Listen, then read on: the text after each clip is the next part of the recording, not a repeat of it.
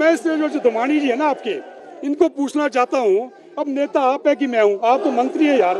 कभी आपकी बाइट पे इतने लाइक्स आए, आपने कल बाइट दी, 2 मिनट की बाइट, उसको भी पढ़ के उस बाइट को दे रहे हैं। कैसे कैसे मंत्री बना रहे हैं। और ये तो सरकार गिराने की बात करा। मुझे लगता है माननीय मुख्यमंत्री महोदय, ये आपका मंत्री हो ना, सबसे पहले आपकी सरकार गिराने की साजिश रचा है, तभी उसने एक गैर जिम्मेदाराना इन्होंने अपना बयान दिया है। बेरोजगारी की तरफ इनको कोई ध्यान ही नहीं है। माननीय मुख्यमंत्री जो आया उसको जो है ना री एम्प्लॉयमेंट एक्सटेंशन दे जा रही। इधर एक राम सुहाग सिंह जी हैं, उनको री एम्प्लॉयमेंट नहीं भाई साहब, उनको री एंगेजमेंट वो दी गई उनको। मतलब हैरानी होती है यार। अरे पहले ही उसकी तनख्वाह दी जाए 3-3 लाख है, क्या जरूरत है भी उसको देने की, री एंगेजमेंट देने की, औरों को री एम्प्लॉयमेंट और उसको री एंगेजमेंट। पूरे भत्ते पूरे लाखों रुपए का क्या क्या कंट्रीब्यूशन उसका प्रदेश के लिए, बताइए जरा मेरे को। क्या जरूरत है प्रदेश को कि उसको बार बार उसको री एम्प्लॉयमेंट। हिमाचल सचिवालय के कर्मचारियों ने शुक्रवार को मुख्यमंत्री सुक्खू की कैबिनेट के मंत्री राजेश धर्माणी पर तीखा निशाना साधा। सचिवालय सेवाएं कर्मचारी संघ के अध्यक्ष संजीव शर्मा ने मीडिया से बातचीत करते हुए राजेश धर्माणी पर निशाना साधा। इस दौरान उन्होंने क्या कुछ कहा, इस वीडियो में जरूर सुने। जैसे हमने परसों गेट मीटिंग की तो हमने सोचा था शायद सरकार में बुलाए, सरकार में यानी चीफ सेक्रेटरी या फिर मुख्यमंत्री महोदय। तो पता चला कि मुख्य सचिव महोदय तो हमारे धरना प्रदर्शन से पहली रात ही गायब हो गए। और जिस दिन मैंने धरना दिया तो शाम को पता चला कि हमारे माननीय मुख्यमंत्री अस्वस्थ हो गए। और पिछले कल तो ना यहाँ पे मुख्य सचिव थे ना ही यहाँ पे मुख्यमंत्री थे, इसीलिए पिछले कल वार्ता नहीं हो पाई। और आज हमने पहले ही हमने बता दिया था कि अगर हमारी वार्ता नहीं हुई तो हम आज फिर से जनरल हाउस करेंगे, तो आज ये हो रहा है। लेकिन सरकार के मंत्री जिस तरह से बयान उन्होंने दिया है, किस तरह देखते हैं आप उनके बयान? बड़ा अफसोस होता है कि कैसे कैसे मंत्री बना दिए सरकार ने। परसों मैंने 2 मंत्री के बारे में कहा कि उनके जो कारनामे क्या थे, और जो कल वाले मंत्री हैं उनका जो है ये बयान है कि कर्मचारी या तो हमारे साथ खड़े रहें तो उनको वो मिलता रहे जो हम दे रहे हैं, अन्यथा जो मिल भी रहा है ना इसको भी हम काट देंगे। अरे मंत्री महोदय, आप ठेकेदार हैं क्या, या और हम आपके वो हैं नौकर हैं क्या? तुम्हारा दिल करेगा काट देगा और तुम्हारा दिल करेगा बढ़ा देगा हमारी सैलरी। कौन होते हैं आप? अपने गिरेबान में देखिए, झांक के देखिए अपने गिरेबान में। मैं आपके माध्यम से उन मंत्री से पूछना चाहता हूं कि आज पूरी जनता, पूरे प्रदेश की जनता आपसे पूछती है, पहला सवाल, क्या आपका 20,000 बिल आता है टेलीफोन का? अगर 20,000 बिल आता है, नहीं आता है, अगर आपका 20,000 बिल नहीं आता है ना तो बाकी पैसा कहां डालते आप? अगर आप में शराफत होती, क्योंकि 500 रुपया काफी होता है टेलीफोन का बिल, तो वो 19,500 रुपया वापिस किया करते हर महीने। दूसरा सवाल, क्या वो इतना सत्कार, आदर सत्कार करते अपने कॉन्स्टिट्यूंसी में कि वो 95,000 जो सत्कार भत्ता ले रहे हैं कि वो उनका खर्च हो जाता है? मुझे बताएं, कोई एक आदमी मेरे को बताया कि जो माननीय मंत्री जब अपनी कॉन्स्टिट्यूंसी में जाते हैं तो वो जो ना लोगों को टोपियां बनाते हैं, शॉल डालते हैं, बल्कि लोग उनको टोपी और शॉल नहीं डालते हैं। नंबर 3, मैं ये भी पूछना चाहता हूँ कि मंत्री जी का इस पे क्या कहना है कि जो प्रदेश के जो ये 2 मंत्री थे जिन्होंने अपने आशियाना उस पे ऑफिस पे इतना खर्चा कर दिया, करोड़ों का खर्चा कर दिया है, उस पे उनका क्या कहना है? तो ये जो 3 सवाल है ये पूरी जनता, प्रदेश की जनता उनसे जानना चाहती है। तो हम तो चाहते हैं बात करें, संवाद से बड़े उसका हल होता है, समस्याओं का हल होता है। लेकिन जैसे शायद हो सकता है आज हमारे को बात के लिए बुलाएं, टेबल टॉक के लिए बुलाएं, अगर माननीय मुख्यमंत्री का स्वास्थ्य ठीक होता है तो हम जाएंगे। लेकिन जो ये मांग है हमारी डीए की और पे स्केल एरियर की, वो तो हम लेके रहेंगे।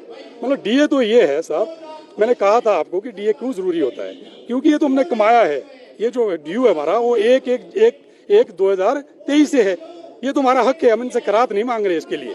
अब मैं आपके माध्यम से कहना चाहता हूँ साथियों, अगर आपने कहीं कमाया हो, किसी से आपने लेना हो, अपनी कमाई ले रहे, क्या करेंगे आप? आवाज उठाएंगे ना, तो वही आवाज हम उठा रहे हैं। संजीव जी, आपसे मैं ये जानना चाहूंगा, लगातार आप गेट मीटिंग प्रदर्शन कर रहे हैं, मीडिया में जा रहे हैं, कल क्या निकला है इससे? अभी तक निष्कर्ष क्या निकला है? नहीं, अभी निष्कर्ष कुछ नहीं निकला है। एक एक करके ये प्रदेश सरकार के जो मंत्री बैठे हैं ना, इनकी पोल खुली जा रही है। पूरे प्रदेश की जनता को इनके कारनामों का पता चल रहा है कि टेलीफोन के लिए भी 20-20 हजार महीने का लेते हैं, जो 500 से ज्यादा नहीं होता है। पूरे प्रदेश के लिए इनके पास पैसा नहीं है, प्रदेश की जनता के लिए पैसा नहीं है, विकास के लिए पैसा नहीं है, इसके लिए इनके पास पैसा है। आर्थिक मदद का हवाला दे रहे कि जिस तरह से त्रासदी यहाँ आई है और प्रदेश में जिस तरह से जो है वो संकट गरमाया है, उसका हवाला दे रहे कि अभी पैसा नहीं है, जैसे पैसा आएगा तो दे दिया जाएगा। मैंने कहा ना आपको कि भाई एक एक करके जो है इनके पोल खुलेंगे। त्रासदी की बात की ना आपने, डिजास्टर के लिए मैं आपके चैनल के माध्यम से कह देना चाहता हूँ, कभी आपको पता नहीं होगा, 2023 में डिजास्टर का इन्होंने 114 करोड़ लैप्स कर दिया है। 114 करोड़ जो लोगों को जाना था, लोगों में बंटना था, वो लैप्स कर दिया। किसकी ये वो है, किसकी नालायकी है? यहाँ के ब्यूरोक्रेट्स की नालायकी है। वो पैसा नहीं खर्च कर पाए भाई, 114 करोड़ का लैप्स हुआ है। आपको लगता है कि अफसरशाही की तरफ से सुझाव दिया सरकार ने कि ओपीएस बंद करने पर विचार करेगी सरकार अब? अरे ये जो अफसर लोग पता क्या समझते हैं, ये संजीव कुमार नेता है ना, अरे इनको ये नहीं पता 35 साल हो गए मेरे को कर्मचारी की राजनीति करते हुए थे। ये ओपीएस अब बंद करेंगे? हो सकता है कहीं ऐसा, ये इनकी टैक्टिक्स है, ये चाल है इनकी। तो मैं अपने आपके माध्यम से आपके चैनलों के माध्यम से कह जाता हूँ, अब कहीं होता है ऐसा, हाँ जी हम आपको ओपीएस देंगे, लोग आपको वोट देंगे, ओपीएस हो गई, अब आपने सरकार बन गई, अब हम ओपीएस को जो वापस एनपीएस करेंगे। हो सकता है कभी ऐसा। तो ये लोगों को बेवकूफ बना रहे हैं, ये सोचते कि हाँ जी। आप बोलो क्या नेतागिरी चमकाई संजीव कुमार ने? अब संजीव कुमार को लोग लाइक कर रहे हैं, पूरे प्रदेश से लाइक कर रहे हैं। मेरा जो इससे पहले आज तक से, इससे पहले मतलब इस प्रकरण से पहले मेरा एक वीडियो वायरल हुआ था, उसमें 5 लाख लाइक्स आए थे। कोई है प्रदेश में कोई नेता जिसकी पास? और जो परसों वाली मेरी वो है स्पीच है, उसमें कहते 6 लाख बोल रहे हैं, 6 लाख से भी ज्यादा व्यूज हो गए हैं। तो मैं इससे जो दमानी जी है ना आपके, इनको पूछना चाहता हूँ, अब नेता आप है कि मैं हूँ? आप तो मंत्री है यार, कभी आपकी बाइट पे इतने लाइक्स आए? आपने कल बाइट दी, 2 मिनट की बाइट, उसको भी पढ़ के उस बाइट को दे रहे हैं। कैसे कैसे मंत्री बना रहे हैं, और वो बाइट दे दी। आज के इस संवेदनशील जो आज का ये है ना, क्या कहते हैं परिस्थितियां हैं, यहाँ जो प्रदेश का कर्मचारी और अधिकारी डीए मांग रहा है, और ये बोल रहे हैं कि नहीं डीए तो छोड़ो, जो आपको हम दे रहे हैं उसको भी छीन लेंगे। अरे ये तो सरकार गिराने की बात कर रहा है। मुझे लगता है माननीय मुख्यमंत्री महोदय, ये आपका मंत्री है ना, सबसे पहले आपकी सरकार गिराने की साजिश रच रहा है, तभी उसने एक गैर जिम्मेदाराना इन्होंने अपना बयान दिया है।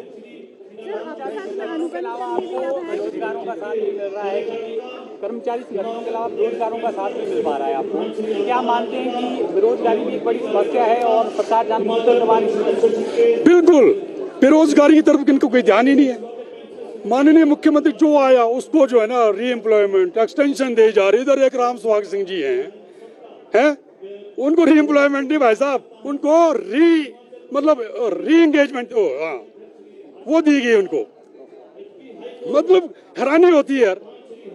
अरे पहले ही उसकी तनख्वाह दी जाए 3-3 लाख है, क्या जरूरत है भी उसको देने की, री एंगेजमेंट देने की, औरों को री एम्प्लॉयमेंट और उसको री एंगेजमेंट। पूरे भत्ते पूरे लाखों रुपया का क्या कंट्रीब्यूशन उसका प्रदेश के लिए, बताइए जरा मेरे को। क्या जरूरत है प्रदेश को कि उसको बार बार उसको री एम्प्लॉयमेंट बंद होनी चाहिए और नए युवाओं को रोजगार?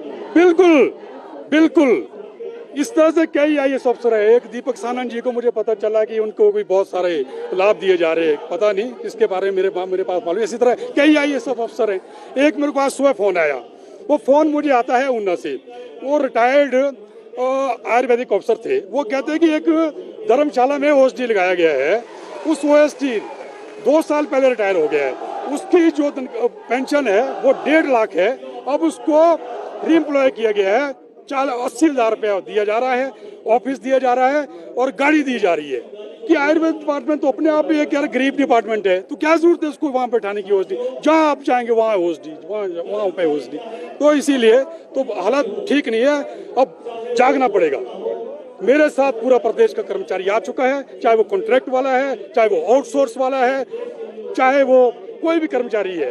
अभी 262 रिपोर्ट की बात आई, ठीक है, सचिवालय में 82 लोग आने थे, सारी फॉर्मेलिटी सारी पूरी हो चुकी है, लेकिन उनको अपॉइंटमेंट नहीं दे रहे हैं। तो ये बहुत बुरा हाल है। आवाज तो किसी न किसी को उठानी पड़ती थी, लोग डरते थे। आज भी देखो प्रदेश का जो कर्मचारी जो अपने आप को तथाकथित नेता बनते हैं, किसी की आवाज नहीं गूंज रही है। और मुझे पूरे प्रदेश के कर्मचारियों के फोन आ रहे हैं, वरना ये मेरा काम हमारा नहीं होता था। पहले तो डिपार्टमेंट वाले बाहर जाते थे, उसके बाद जो है सेक्रेटरीट वाले बाहर आते थे। आज सेक्रेटरीट वालों को बाहर आना पड़ा। गोल्ड कड़ा या टेम्पो ज्वेलरी लेना चाहते हैं तो ये है बेस्ट ऑप्शन। हिमाचल का popular jewellery brand Bhushan jewellers.